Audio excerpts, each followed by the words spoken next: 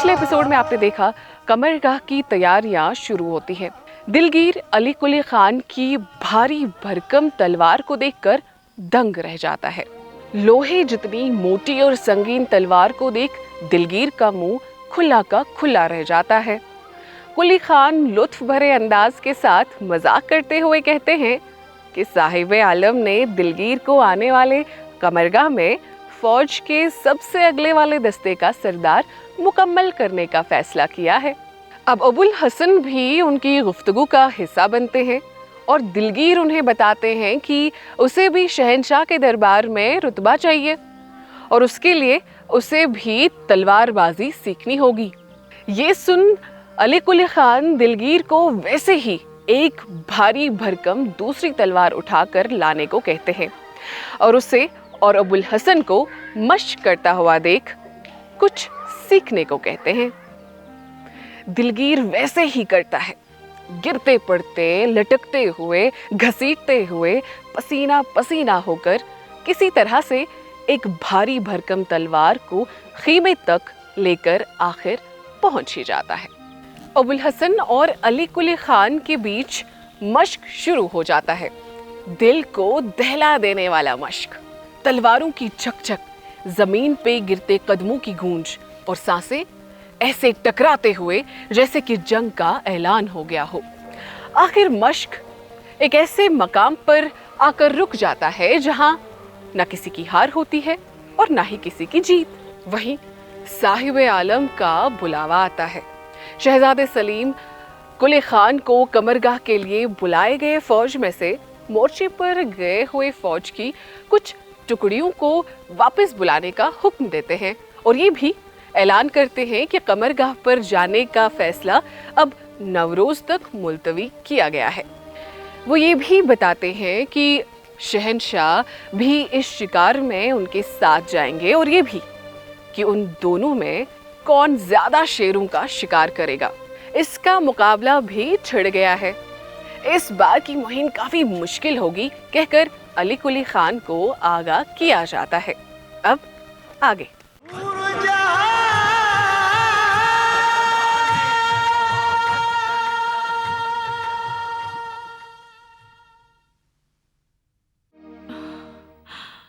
अब ये पीड़ा सही नहीं जाती साहिब जान।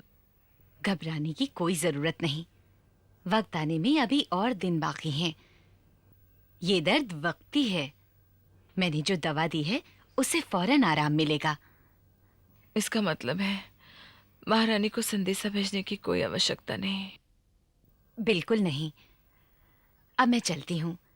अगर कोई परेशानी हो तो बुला भेजिएगा।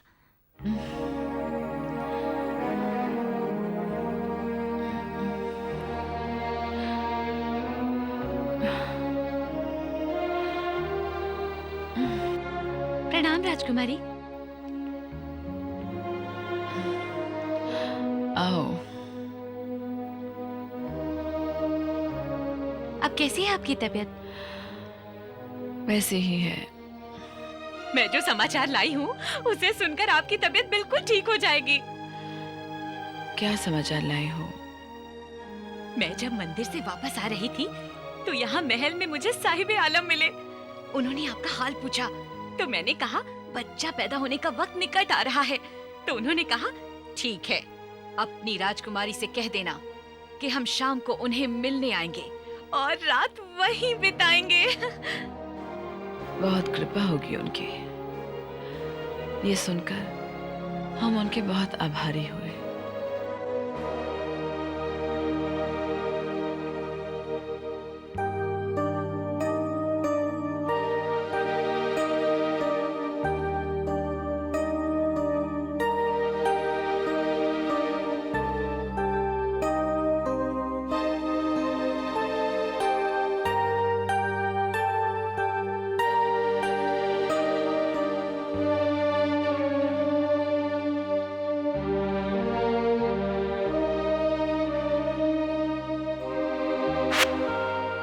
सुन रही हो ना?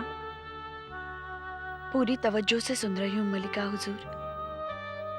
सलीम तख्त पर बैठा नहीं कि कई लोग अपना मतलब पूरा करने के लिए उसे शीशे में उतारने की कोशिश करेंगे।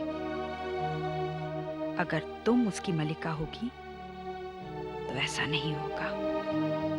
मुझे यकीन है कि तुम और सिर्फ तुम उसे एक कामयाब और पुरवकार हुक्मरान बना सकोगी। मैं तो एक मामूली लड़की हूँ। लेकिन तुम इतनी अक्लमंद हो कि जो मैं कह रही हूं उसे समझ सकती हो। यकीन मानिए मलिका आलिया, मेरी समझ में कुछ नहीं आ रहा है। क्या तुम समझती हो हमें उस रिश्ते की खबर नहीं जो तुम्हारे और सलीम के बीच पनप रहा है? वो क्या है, मैं मलिका आलिया, वो किसी तरह के बहाने बनाना मेरी मेहरू को जेब नहीं देता। मुझे सब मालूम है। मैंने शाही ज्योतिषियों और नजूमियों से मशवरा किया है। उन सब की राय है कि तुम्हारे और शहजादे के सितारे एक दूसरे के साथ बिल्कुल मुताबिकत रखते हैं। अगर दोनों एक हो जाएं, तो तुम दोनों आसमान की बुलंदियों को छू सकते हो। लेकिन मलिका आलिया, मेरे ख्वाबों ख्यालों में खुदा भी ने तुम्हें वो अक्ल और अंदरूनी ताकत अता की है जो पुरवकार मलिकाओं के लिए लाजमी है, जिन्होंने कौमों की तकदीरें बदल दी हैं। मेरे कुछ समझ में नहीं आ रहा है।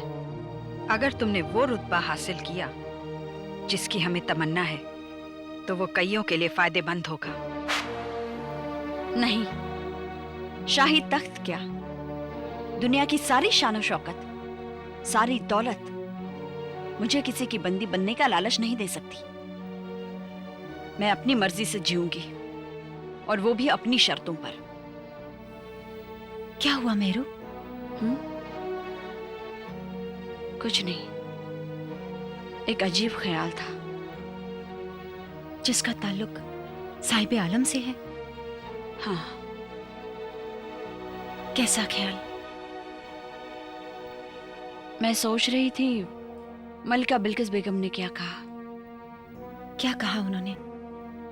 यही कि सलीम और मेरे दरमियान जो कुछ चल रहा है उन्हें उसका इल्म है, और उन्हें उम्मीद है कि एक दिन सलीम और मैं मियाँ बीवी बन जाओगे और तुम हिंदुस्तान की मलिका, यही ना? बेवकूफ, वो शादीशुदा है। इससे कोई फर्क पड़ता है क्या? मैं किसी ऐसे इंसान की शरीके जिंदगी नहीं बनना चाहती जिसकी वफादारी बढ़ चुकी हो। क्या तुम्हें पहले से ये नहीं मालूम था कि वो शादीशुदा है? क्या तुम सच्चाई का सामना करने से डरती हो? शायद। मेहरू, मलिका बिल्किस बेगम उन औरतों में से नहीं है जो ख्वाबों के सहारे जिंदा रहती है। वो अक्लमंद हैं और हकीकत पसंद भी। उन्होंने तुमसे जो कुछ कहा है, देख लेना, वही सच साबित होगा। खोखली उम्मीदें और आसमान को छूने की बेकार तमन्ना। छोड़, ये बता दिलगीर ने क्या कहा? अल्लाह, ये लड़की मुझसे कितनी बार पूछेगी। सलीम तुमसे मिलने के लिए तड़प रहा है। दिलाराम, सच बताओ, क्या सलीम उसे वाकई मोहब्बत करता है, या ये महज उसका लाओबालीपन, उसका खिलवाड़ है? उसने तुम्हारे लिए अपना सब कुछ दांव पर लगा दिया। शहंशाह का कहर, ताजो तख्त, अपने दिल का सुकून, सब कुछ। और तुम कहती हो कि तुमसे खिलवाड़ कर रहा है? तुम अपने आप को इतनी अक्लमंद समझती हो ना? क्या तुम सच्ची मोहब्बत की आंच भी नहीं महसूस कर सकती? मैं तुम्हारे सवाल का जवाब नहीं जानती। मैं सिर्फ इतना जानती हूं कि मैं जब भी उन्हें देखती हूं बिखर जाती हूं, अपना सुकून खो देती हूं। तो अपने दिल का सुकून हासिल करने के लिए उसे भूलने की कोशिश करो। कोशिश की, बहुत कोशिश की, लेकिन अल्लाह, मैं क्या करूं? हालात जैसे हैं उन्हें उसी रास्ते पर चलने दो। अच्छा ये बता, तुमने साहिब आलम को मेरी तरफ से क्या पैगाम भिजवाया? मैंने कहलवाया कि उन्हें सब्र से काम लेना चाहिए और अल्लाह ने चाहा तो मीना बाजार में उनसे जरूर मुलाकात होगी।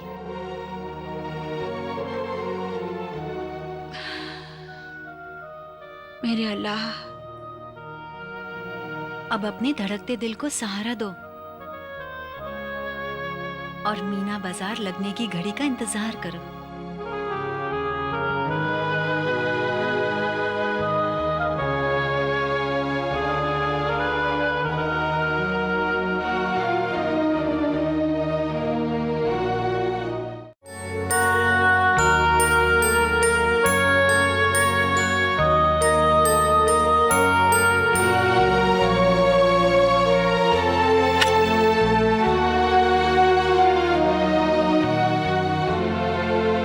ज़ेबा, देखो अस्करी क्या कर रही हैं। खुसरो अब तक हमसे मिलने क्यों नहीं आए? वो आते ही होंगे मल्लिका माँ। जब मैं आपका पैगाम लेके शहजादे के पास गई तो वो यहाँ आने के लिए तैयार थे। एक बात कहूँ मल्लिका माँ, शहजादे अस्करी से बहुत प्यार करते हैं। लगता है वो भी उन पर जान निछावर करती हैं। हाँ, हमें मालूम है। अस्करी जानती है कि एक शहजादे की परवरिश किस तरह करनी चाहिए, इसीलिए तो उनकी पैदाइश के चंद माह बाद हमने खुसरो को उनके हवाले कर दिया था।